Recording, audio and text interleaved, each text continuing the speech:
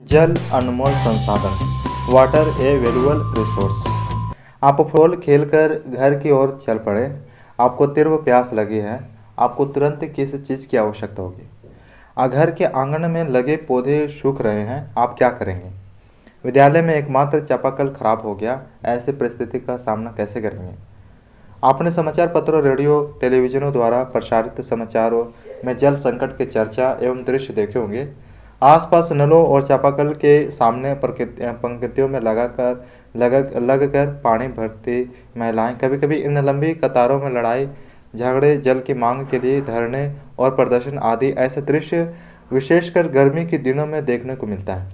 अपने विद्यालय, प्रखंड कार्यालय, बाजारों में बड़े बड़े पोस्टरों को देखा होगा।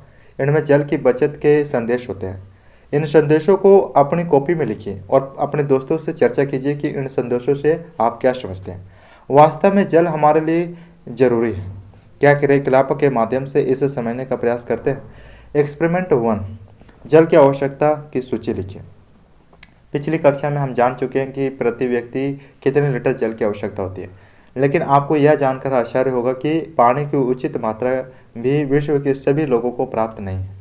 जल के महत्व को ध्यान में रखते हुए संयुक्त राष्ट्र संघ ने वर्ष 2003 को अंतर्राष्ट्रीय स्वच्छ जल वर्ष के रूप में मनाया जाता है। जल संरक्षण की महत्ता को दर्शाने के लिए प्रत्येक वर्ष 22 मार्च विश्व जल दिवस के रूप में मनाया जाता है। एक्सपेरिमेंट 2, समाचार पत्रों और पत्रिकाओं से जल की कमी से संबंधित समाचार लेख और चित्र की कतरनें एकत्रित कीजिए। उन्हें अपनी स्क्रैप पुस्तिका में चिपकाइए और उनके बारे में अपने मित्रों से चर्चा कीजिए। जल की कमी पूरे विश्व में चिंता का विषय बन गई है। ऐसा अनुमान है कि अब से कुछ भी वर्षों में विश्व की 1/3 से अधिक जनसंख्या को जल की कमी का सामना करना पड़ेगा। जल की कमी पर चर्चा करने से पूर्व हमें यह जानना जरूरी है कि हमारी पृथ्वी पर उपयोग के लिए कितना जल उपलब्ध है। अंतरिक्ष से पृथ्वी नीली आभा लिए दिखाई देती है, क्योंकि इसका लगभग 3/4 भाग जल है। जल की उपलब्धता में 97% जल समुद्र में खारे जल के रूप में मौजूद है।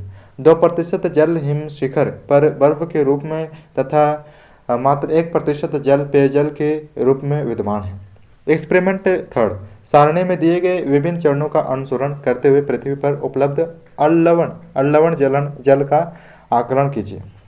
बाल्टी में बचा जल समुद्रों और महासागरों में उपस्थित लवण जल खारे पानी और आंशिक रूप से भौमजल के रूप में पाए जाने वाले जल को दर्शाता है। यह जल मानव उपयोग के लिए उपयुक्त नहीं है। नहाने के मग में बचा जल उस जल को प्रदर्शित करता है जो हिमकृत रूप में हिमनदों, ध्रुवीय बर्फ और पर्वतों के स्थायी बर्फ में पाया जाता है। यह जल भी हमें आसानी से उपलब्ध नहीं है। हम में से अधिकांश लोग जल को एक सीमित संसाधन मानते हैं। क्रियाकलाप 3 से क्या आपको मानव उपयोग के लिए उपलब्ध जल की वास्तविक स्थिति का अभ्यास हुआ? क्या आपको इस जानकारी से चिंता हो रही है? इस विषय पर कक्षा में चर्चा कीजिए। जल की अवस्थाएं प्रकृति में जल ठोस, द्रव तथा गैस के रूप में पाया जाता है। जल ठोस के रूप में बर्फ तथा ओला के रूप में पाया जाता है।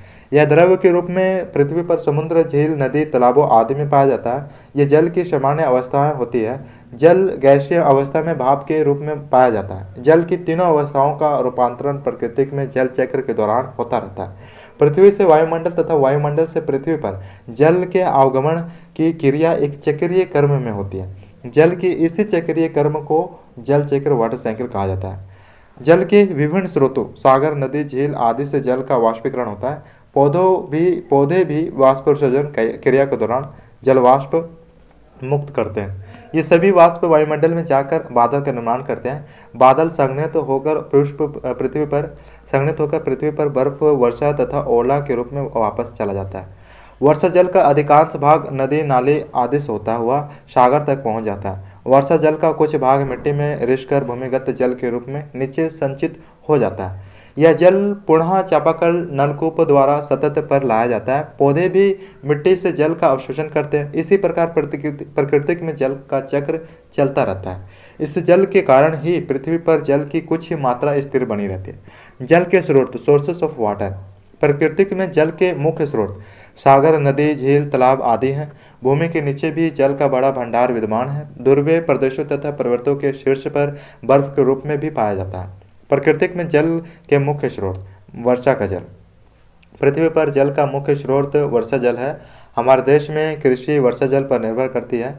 वायुमंडलीय प्रदूषण के कारण औद्योगिकी क्षेत्रों में वर्षा जल में धूलकण, सल्फर तथा नाइट्रोजन का ऑक्साइड आदि घुले रहते हैं।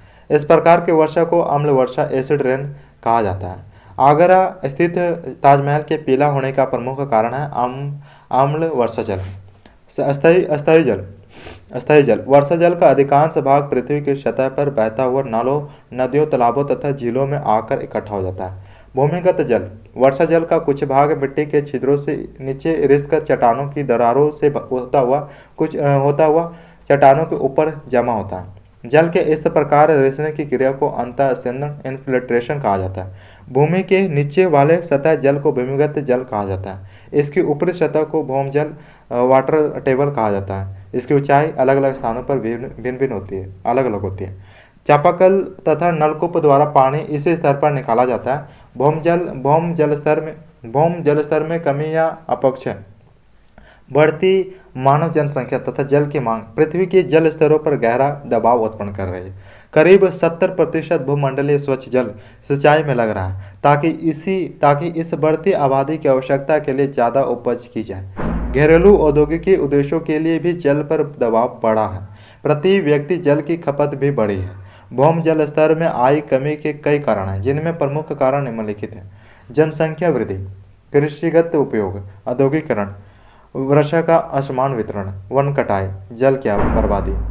अब आप जानते हैं कि किन कारणों से भौम जल स्तर का अपक्षय हो रहा। हमें यह भी जानना जरूरी है कि जल का वितरण विश्व, भारत एवं झारखंड के विभिन्न क्षेत्रों में किस प्रकार हो रहा। कुछ स्थानों पर अच्छी वर्षा होती है और वह जल से समृद्ध है, तो कई जगह कम वर्षा होती है। झारखंड राज्य में वार्षिक वर्षा 140 सेंटीमीटर होती है। 80% से अधिक वर्षा जून से सितंबर माह के मध्य होती है।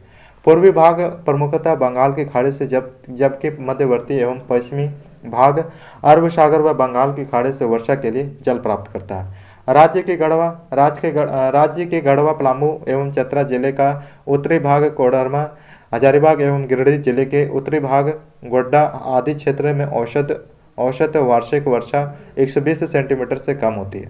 दक्षिण हजारीबाग, बोकारो, सरायकेला, देवघर एवं दक्षिण गिरिडीह में 120 से 140 सेंटीमीटर औसत वर्षा प्राप्त होती है। गुमला, पश्चिम एवं पूर्वी सिंहभूम, सिमडेगा, रांची के अधिकांश क्षेत्रों में 140 से 160 सेंटीमीटर वर्षा प्राप्त होती है। जल प्रबंधन आपने पिछली कक्षा में पढ़ा है कि अनेक स्थानों पर जल की नियमित आपूर्ति सुनियोजित पाइप तंत्र के द्वारा की जाती है। आपने संभवतः जल आपूर्ति पाइपों में रिसाव को देखा होगा, जिसमें बड़ी मात्रा में जल पाइपों से रिस कर बह जाता है। यह हर नागरिक का कर्तव्य है कि बहुमूल्य जल को किसी प्रकार से व्यर्थ होने से रोका जाए। हम सभी जानबूझकर अथवा अनजाने में दांतों में मंजन करने, दाढ़ी बनाने, नहाने और कई अन्य क्रियाकलापों के दौरान जल की बर्बादी करते हैं। हमने देखा कि वर्षा के रूप में जो जल हमें प्राप्त होता है उसमें से अधिकांश ऐसे ही बह जाता है। वर्षा जल का उपयोग भौम जल स्तर की पूर्ति करने के लिए किया जा सकता है। इसे जल संग्रहण अथवा भौम जल संग्रहण कहते हैं। पिछले कुछ वर्षों में देश के साथ झारखंड में भी वर्षा कम हो रही है। साथ ही शहरीकरण के कारण पेड़ों की कटाई, सड़क निर्माण, भवन निर्माण लगातार हो रहा है। इस कारण जल की पुनःपूर्ति में बाधा उत्पन्न हुई है। यहाँ की जनता को जल की कई घंटों तक कतार में रहना पड़ता है। टैंकरों से पानी पहुँचाया जाता है। जल आपूर्ति की राशनिंग होती है। प्रत्येक हिंदी समाचार पत्र में जल संकट का समाचार आता है। सरकार इसके लिए हर गाँव में डोभा का निर्माण कर रही है। नदी तालाबों से गाद की सफाई कर खुदाई कराई गई है। इसी तरह देश के अनेक स्थानों पर जल भंडारण और जल की पुनः पूर्ति करने के लिए बावड़ी मनाने की प्रथाओं का सदियों से चलन रहा है।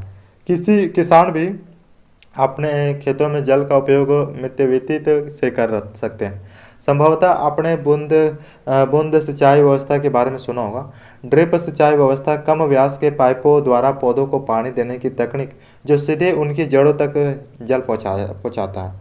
पौधों पर जल की कमी का प्रभाव। पौधों पर जल की कमी का प्रभाव। गमले के पौधों में अगर कुछ दिनों तक पानी नहीं दिया जाए तो क्या होगा।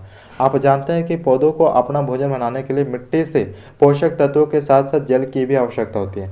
जल के अभाव में पृथ्वी से हरियाली समाप्त हो जाएगी। अब बताइए, आपके द्वारा जल बचाने के लिए किए जाने वाले कुछ आसान उपाय लिखिए।